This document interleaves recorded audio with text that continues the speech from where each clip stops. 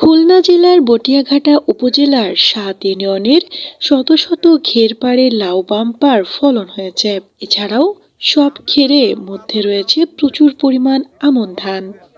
আমাদের খুলনা প্রতিনিধি মহিদুল ইসলাম শাহিন আরও জানায়, ঘেরের চারপাশে রয়েছে ক্যানাল, সেখানেও বিভিন্ন প্রজাতির মাছ চাষ হচ্ছে।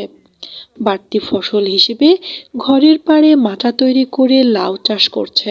লাউয়ের ফলন ভালো হওয়ায় কৃষকের মুখে হাসির ঝিলিক, কিন্তু উপযুক্ত দাম নিয়ে শঙ্কা প্রকাশ করেছেন চাষিরা। রায়পুর গ্রামের কৃষক আমিনুর রহমান শেখ বলেন, কৃষি অফিসের পরামর্শে ধান, মাছ এবং ভেড়িতে লাউ চাষ করছি। ইতিমধ্যে কয়েক হাজার লাউ বিক্রি করেছি, কিন্তু সার কীটনাশকের দাম বেশি থাকায় লাভ বেশি হচ্ছে না। তাছাড়া কিছু দালালের জন্য আমরা 15 থেকে 20 টাকা লাউ বিক্রি হচ্ছে, অথচ ঢাকায় বিক্রি হচ্ছে 80 থেকে 100 টাকা।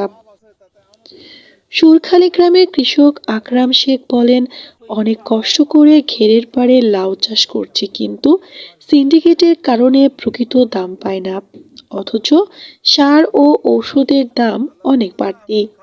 প্রতি বিঘা জমিতে লাউ চাষে খরচ 4 থেকে 5,000 টাকা, আবার বিক্রি হচ্ছে 10 থেকে 15,000 টাকা। যদি সঠিক মূল্য পেতাম তাহলে বিঘা প্রতি বিক্রি হতো 30 থেকে 35,000 টাকা। টাকিমারি গ্রামের কৃষক সাহেব আলী বলেন, সমস্ত জিনিসপত্রের দাম বেশি, এমনকি কিষানের মূল্যও অনেক বেশি, যে কারণে খরচ বেশি, কষ্ট বেশি, অথচ লাভ বেশি হচ্ছে না। সরকারের কাছে অনুরোধ আমাদের কাছ থেকে সরাসরি লাউ কেনার জন্য। বিভিন্ন পেশার লোকজন জানান, মিশ্র চাষে কৃষকের অনেক খরচ, অনেক কষ্ট, কিন্তু তারা উপযুক্ত মূল্য পায় না। সঠিক মূল্য পেলে লবণাক্ত এই দক্ষিণ এলাকায় কৃষি বিপ্লব ঘটবে।